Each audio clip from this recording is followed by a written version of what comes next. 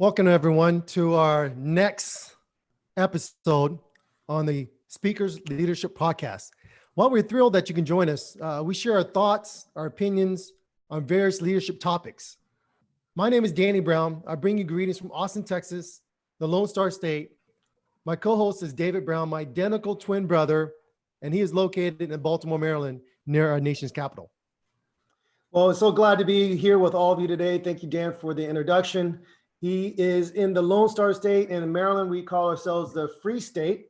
And that comes from earlier days and learning how to buck against the colonial system and fighting against the country of Great Britain. So anyways, I wanted to kind of share a little bit about what we're going to talk about today. And we're going to really talk about leadership because all leaders want to be successful.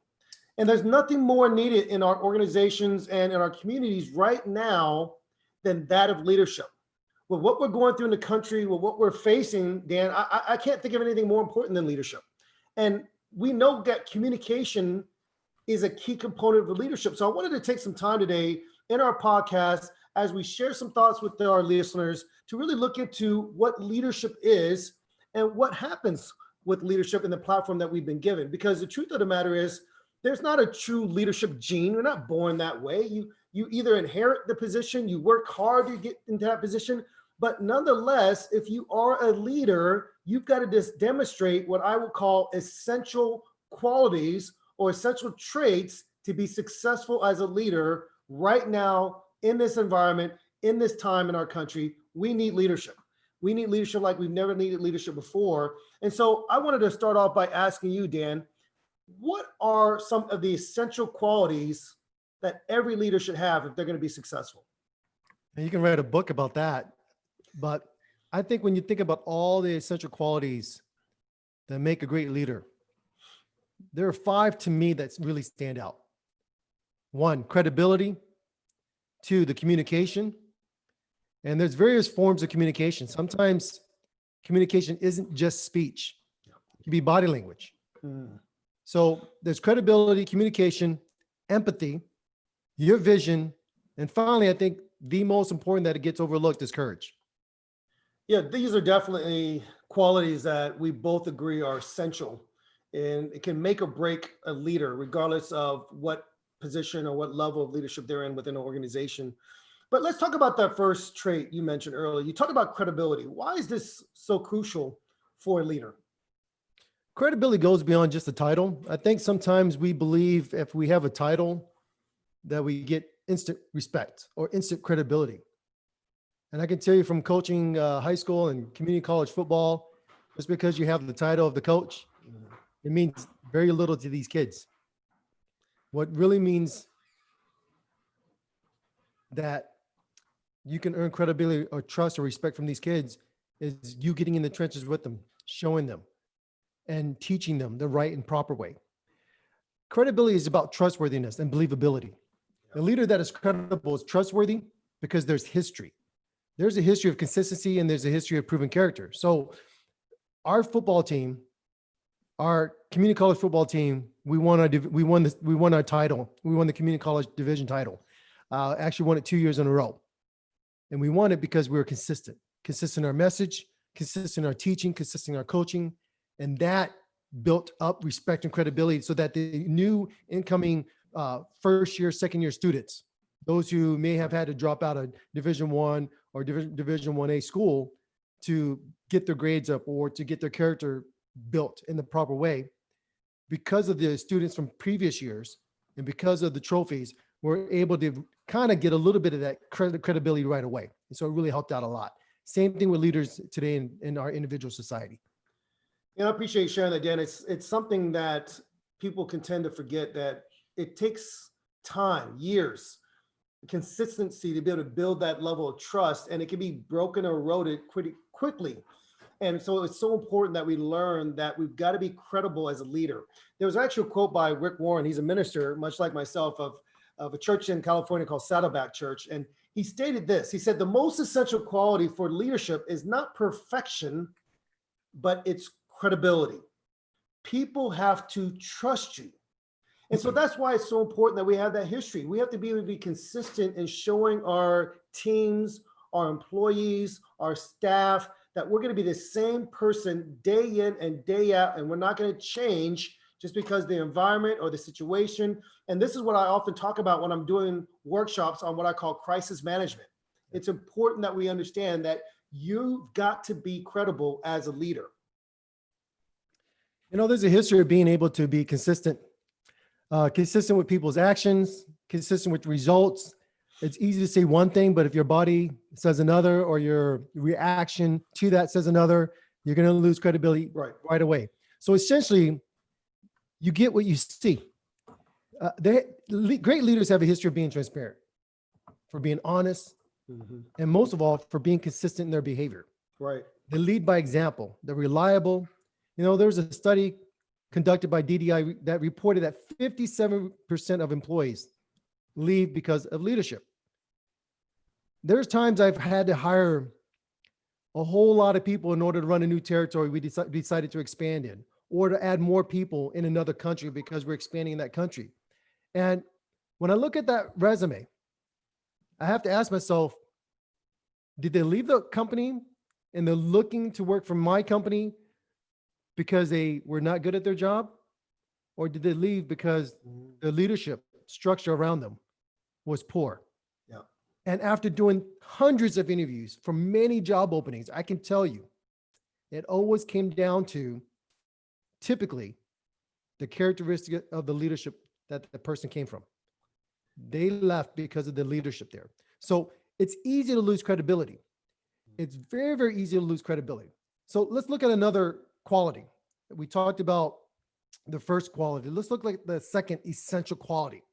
And I like to say the second good quality is communication. Yep. Good communication skills are absolutely critical. I mean, I know we're going to address this a little bit more in future episodes. We'll get and do a deep dive. Right now, we're just doing the framework, but we should all understand that words have incredible power. Very incredible power. When we think about the scars that people have when they get older, it's mostly emotional scars. Yeah. By a leadership figure in that person's life, a parent, a teacher, a coach, that has almost always caused greater issues down the road. So Steve Jobs once stated that management is about persuading people to do the things they do not want to do, while leadership is about inspiring people to do the things they never thought they could do. Right. That's the key.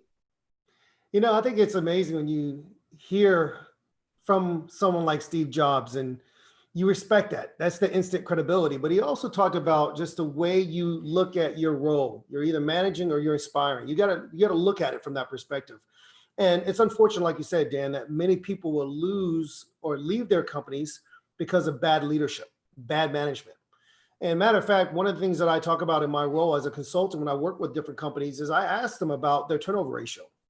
And what we'll find is that if a leader is honest with where they are, they will attribute to a lot of the employees leaving because of that. And then when we start looking at the net profit and net growth, I really challenge them. I push back a little bit, Dan, and I say, look, you can't allow yourself to lose the very best talent you have, because it's going to cost you even more to replace that talent.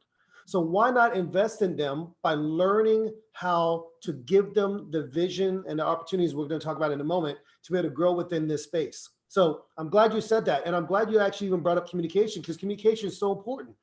I'll tell you what's really amazing, Dan, is I've worked with different business owners and I coach them and I help them. And they are some of the most incredible leaders. They're sharp. They know the material. They know their industry, but they can't even speak sometimes to their own people. They don't know how to speak to their shareholders or their board members.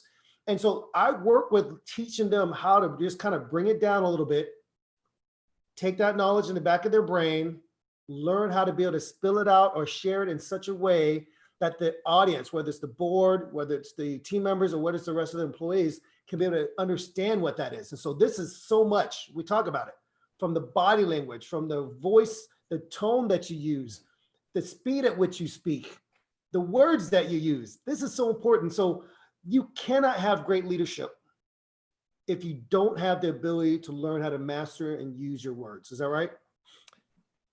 Dave, you sound pretty passionate about this. Yeah, I'm passionate. I love this stuff. This is why we're here. I'm passionate about that too, brother. I think you said it so eloquently. I can't say it any better. Let's go ahead and just go to the third essential quality. Okay. And that third essential quality is empathy. Empathy is the simplest form. In the simplest form, is placing yourself in someone else's shoes Sure. or situation. What empathy looks like, if you're a leader, is when that leader is able to somehow connect with another person's experience and feelings. I can't tell you how many times I've had my sales managers talk to their employees in a way that just makes me cringe. Mm, It's like, look, my one-on-ones with you every week should teach you to right. have a better outlook on your employees. Yeah. And sometimes I look at myself and like, I got to do a better job coaching them. But I would say right now, 2020 has been a very challenging year, Hit the not reset just for button. myself, for everybody. Right. And I look at myself, wow, it's already half the year's already gone. Half of 2020 is already gone. And I just want to hit that reset button. And at times I ask myself, wow, this has been a great test. This is a test I could not have dreamed of or even imagined that it would turn out this way.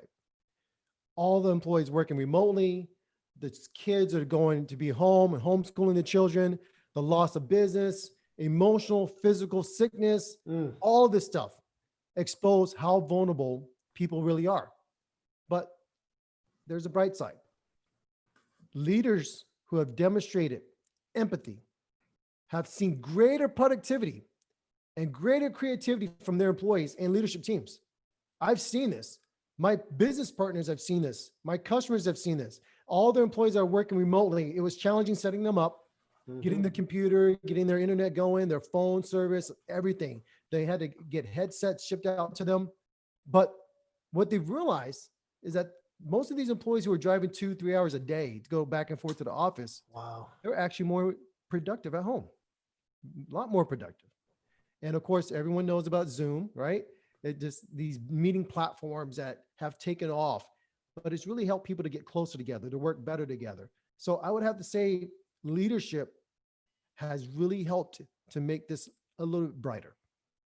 And it's kind of like what you said earlier, Dan, just the ability to put yourself in their situation. And when you're able to empathize with where your employees are, you're able to get them set up to feel secure. They feel like they can add to the company. They're actually, like you mentioned earlier, you're surprised they're more productive. They're able to do more when they're at home. Some of them are post this health pandemic are going to probably be in a position where they can stay home and work. We're going to have to learn to be more creative with our workspaces, maybe create different off-campus sites for these employees. We've got to be able to understand that you cannot treat your employees as if you're not going to understand what they're going through.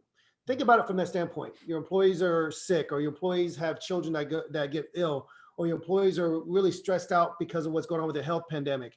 We've got to be able to help them to feel like this is their company, that this is their organization. And this is why it's so important as a leader that you're able to walk a mile in their shoes, that you're able to do that. And as a matter of fact, there's a quote by Dale Carnegie in his book, How to Win Friends and Influence People, where he says, talk to someone about themselves and they'll listen to you for hours. Empathy comes from just sometimes listening. Sometimes just putting your hand over your mouth and not saying a word. And we're going to talk about this in a future episode about the power of the pause, but sometimes just saying nothing. But intentional listening can help people feel like you can connect with them. And matter of fact, one of the things I'm working on for one of my public speaking workshops is what we call the emergency hotline. It's how these people are trained to listen to people when they're in a state of panic and fright. It's how they listen. It's the questions that they ask for that person on the other end who's going through some life crisis, for them to feel like you understand them, that you can relate to them. And when you're able to calm them down in that sense, you're able to pull out of them essential information in order to provide the authorities, the people in the emergency room, all these different aspects of helping to support that family or that person. That's what's so vital. So this is actually a portion of my empathy training, is what we talk about, the hotline trainers, right? We want people to understand how to connect and empathize. This is why it's important.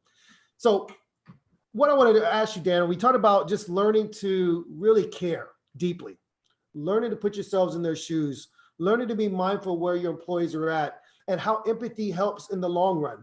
What else do we need to know about empathy, Dan, before we go into the next quality? What else do we need to know? Anything else about empathy from your perspective? First of all, I think I appreciate you sharing that quote from Dale Carnegie. Great book. I would tell people, if you are busy and you don't have time to read, get an audiobook. If you want to do anything, always enhance yourself with learning. That's very, very crucial. So that's just a side note. Okay. First of all, I'd like to say that leaders need to be a little bit more mindful of ongoing concerns that the employees have. Right. Normally, I would say, from my experience, a lot of leaders wait until things get to the HR level. And the employee decides to leave, or the employee decides to be reprimanded, written up, put on a PEP, right? Performance improvement plan, if you don't know what that means. That's a little bit too late. Right. That's a little bit too late. And I think really at the end of the day, employees will benefit greatly if the leader has a little bit more empathy. Yeah. Decide to lead with grace and understanding, and then choosing not to take shortcuts. I mean, if we do the work in the beginning and during, there won't be no exit plan. Right. Employees won't leave because of bad leadership, bad management. So I just want to say, I affirm what you just said earlier. I love the quote.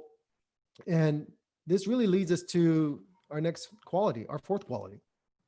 What's that, Dan? What would be the fourth quality we're going to talk about today? Vision. I think almost all leaders have to have some type of vision. If you have no vision, your employees won't follow you.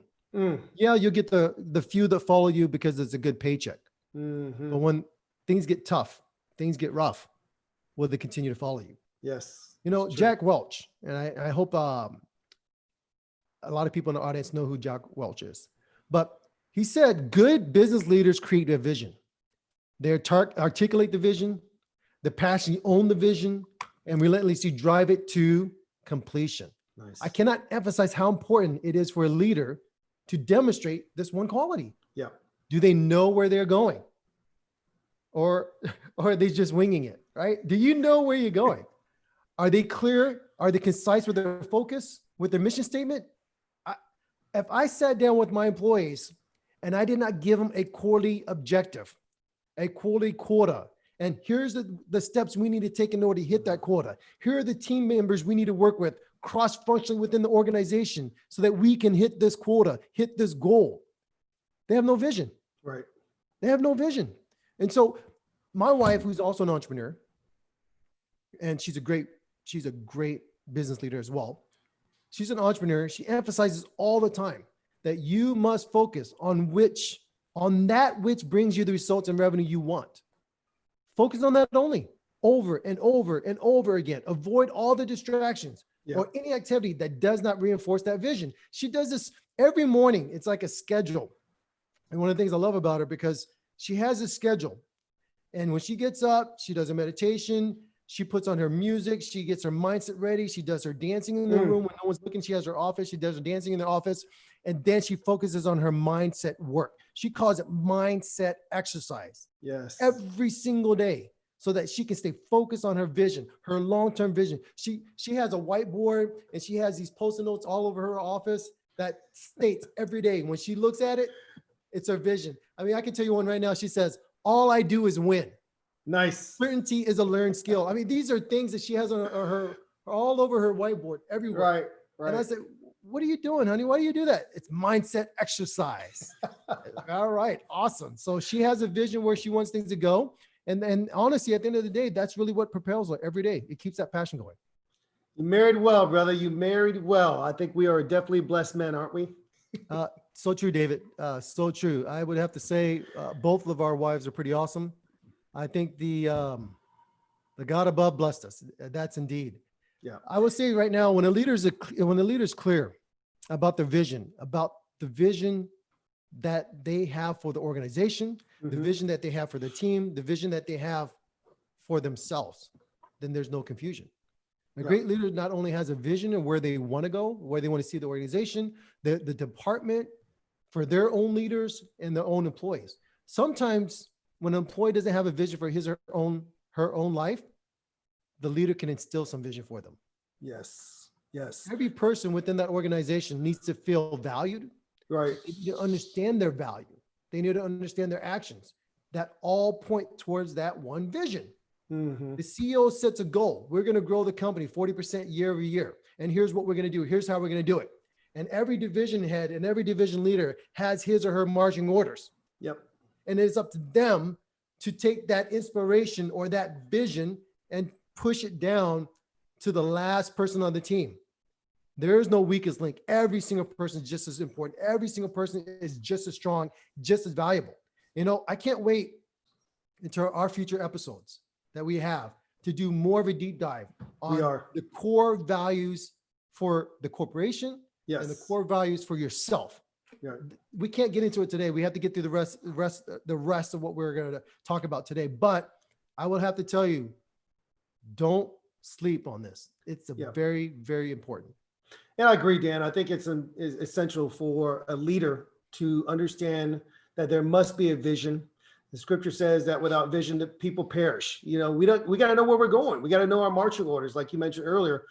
I think also it's important that as a leader, when we talk about public speaking skills and communication skills, that you are able to articulate that vision, that it is clear and concise. It cannot be confusion. Mm-hmm. It cannot be chaos. It cannot be, as you mentioned earlier, winging it. It's got to be simple, and every single department, every single division, every single level of that organization has to understand that they are vital to the company's success. They're vital to the overall viability and profitability of the organization. And this is why vision has to be laid out and vision has to be clear. And as Jen mentioned, even to you and myself, you've got to reinforce the right activity to keep going back to that focus, back to that vision. That's why it's important. So let me jump into the fifth quality. Let's just jump into the fifth quality. We talked about 4 incredible essential qualities that a leader has to have. What's the fifth, Dan? What's the trait that this leader has to have if they're going to be effective as a leader? Dave, I think that when we look at this next trait, this is the next essential quality. Yeah. It has to be courage. It takes courage to be a leader. It does. It really does. It takes courage. When I was in the military and I was stationed at Walter Reed Medical Center, and thank God I was able to go to college at the same time, at Howard University at the same time.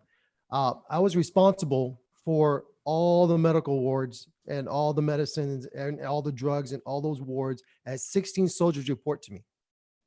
And it takes courage. It takes courage to give them marching orders every day. It takes courage to say, you know, this is what we're going to do.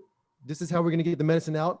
This is the speed. This is the process, because we want to make sure the nurses and the doctors get what they need. So it takes a lot of courage to do that.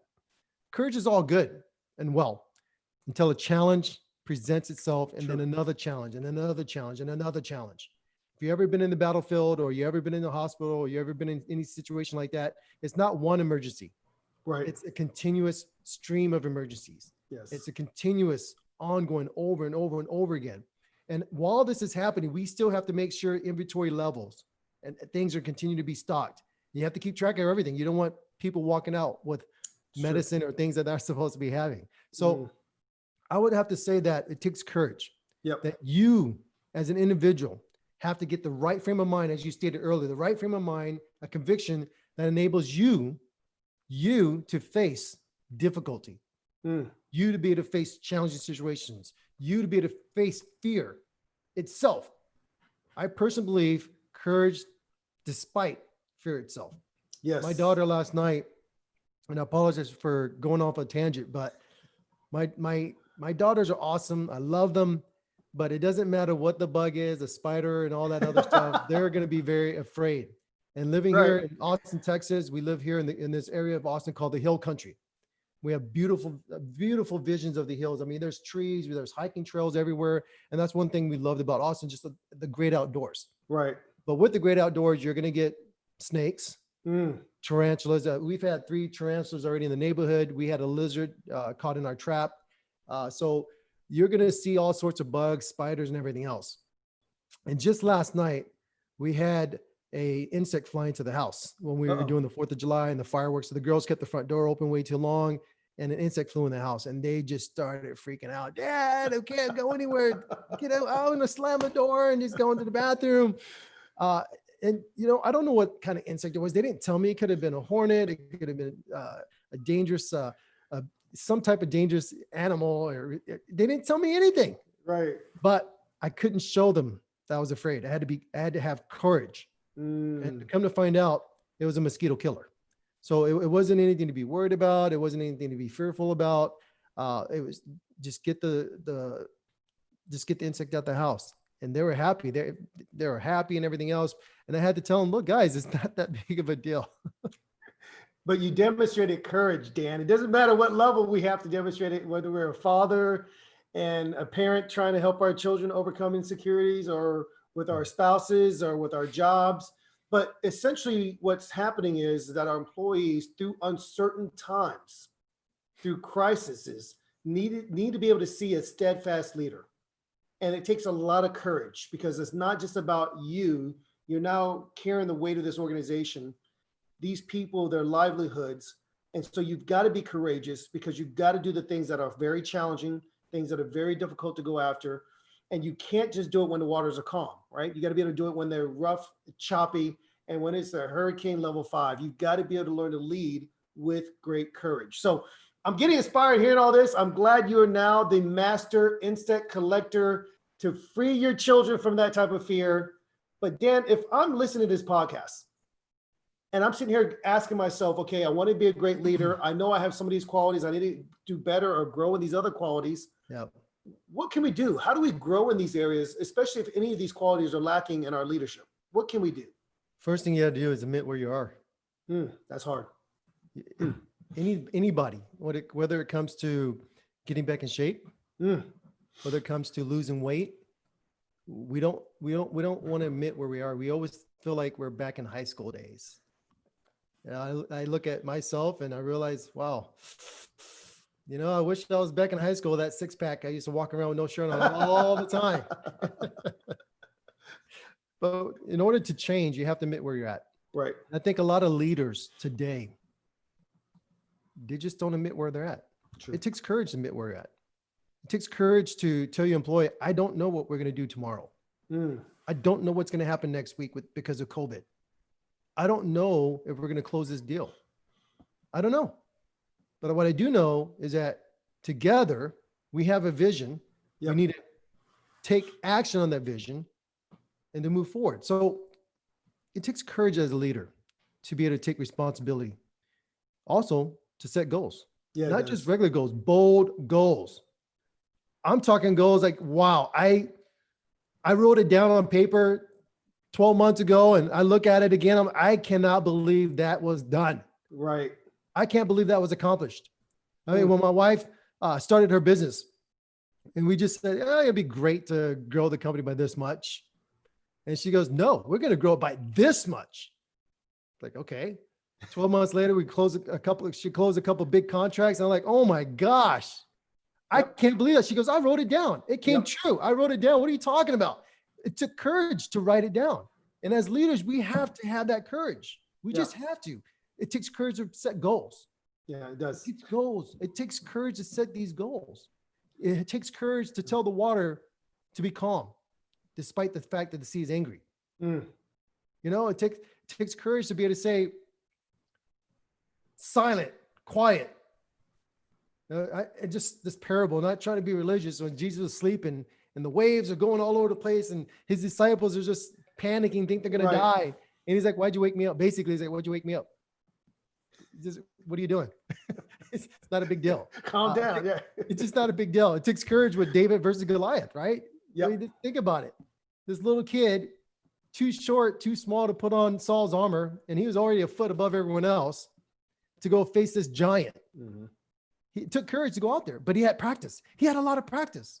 He had a lot of repetition. What did he do? He drew upon his history. He drew upon his past. And I think as leaders, sometimes we think we have to have this big, great explosion, great thing that happened to us to where we can say we're courageous. Right. But look at the little victories. True. Look at the little things that you've done consistently day in and day out. Look at the little conquers that you've had. Yep. That's where it comes into the fact that it's repetitive, right? That's where it means to be repetitive. So don't forget about David and Goliath. Before he fought Goliath, what did he face? He faced a lion. Yep. I mean, he faced the lion and said, look, I was able to do this to the lion. You're nothing. It basically, essentially, you're nothing. That just blew me away. Just looking at his courage. So Yes. I would tell leaders out there today, don't give up. Mm-hmm. I would tell people today, if you're an employee or you're an employer, don't give up. Invest in yourself, push forward. Every day you get up in the morning and the first thing in your mind is, I can do this. Guess what? It took courage to say that. It did. I agree. It takes a lot of courage not to give up. We have to become resilient.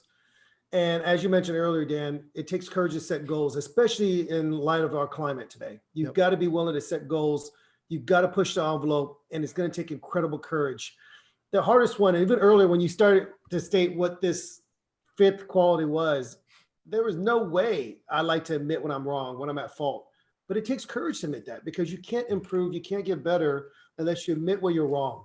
And you can't get to the goals that you want to go after as a company unless you're willing to step up when things seem to be the most difficult. So I'm glad you actually are listening to my sermons. You actually listen to my messages, even about David and Goliath. I love it, because we all going to have Goliath moments in our life, and we've got to have courage if we're going to defeat that giant. And speaking of courage, and we'll share this in a later episode, but I remember teaching in one of my workshops, Dan, about fear, conquering fear. We're going to highlight this several times in our episodes, but there was a Will Smith video that came out not too long ago where he's going skydiving, and he's going skydiving with his friends, his family. And he talked about how there's that sense of fear, but he committed to it. So he has to do it. Everybody's going to think he's a coward. And yet he goes out there and he jumps out of the plane, and he talks about how everything is waiting for you on the other side of fear. Think about it. Life, expectations, goals, everything's on the other side of fear. And it takes a little bit of courage to say, I can jump. It takes a little bit of courage to say, we can hit this goal. It takes a little bit of courage to say, you know what, I've been wrong. And what those things will do is actually going to make your company, your employees, they're going to be more endeared to you. Yeah. And that's why courage is so vital as a leader. It takes courage to be able to admit when you need some support and help. So I just want to say, I think that's awesome, Dan. So these 5 qualities, I'm not saying there aren't others out there, but these are the 5 that Dan and I believe are essential for every leader to be effective. And all throughout those 5 qualities, it's all around communication. You've got to be able to learn to communicate. You got to be able to learn how to show this to the people that have been entrusted to your care. You know, Dave, I think, and I do pay attention to all your sermons. Thank you. It takes courage to preach in front of people as well. But just to recap, the 5 essential qualities that every effective leader should have. 1, the credibility, communication, empathy, vision, and of course, let's not overlook this, courage. If you make it a goal to grow in these areas just a little bit, you will indeed become an effective leader for you and your organization. Remember, leadership is a choice. So you take one step at a time. And I think sometimes just to give you a little perspective before we close out, we tell ourselves we want to get in shape. Yeah. And so we try a diet for a week or 2, and we give up, not realizing that it's a slow process. We set the vision. We talked about that before. Set the vision in the beginning of the year or today, and look at it 12 months later. By taking one step at a time, one step each day, you'll see the transformation, and it'll look phenomenal. So remember, leadership is a choice. Choose to be the person that you would want to be inspired by, to follow you, right? Yes. So you choose to be the person that you would want to be inspired to follow. Don't wait. You be that person today. I appreciate that, Dan. I think it's so vital for our listeners to remember that they could grow in these things, not to be discouraged. And you're not going to get in shape overnight. You're not going to be able to go on that basketball court. And dare I say, I play against my teenage son who plays for his high school basketball team and think I'm going to beat him without working out or warming up. You can't do it. So this is Dave Brown. I want to thank you, along with my co-host Danny Brown, for joining us. We're so thrilled that you have chosen to listen to our podcast and to support this program. Please subscribe, follow us on Instagram, go to our website, dsbleadershipgroup.com, learn more about what we're doing as a company, how we're supporting our professionals and executives out there, including their organizations. And we're going to see you on the next episode of the DSB Leadership Group Speaking Podcast. Thank you. Bye, guys.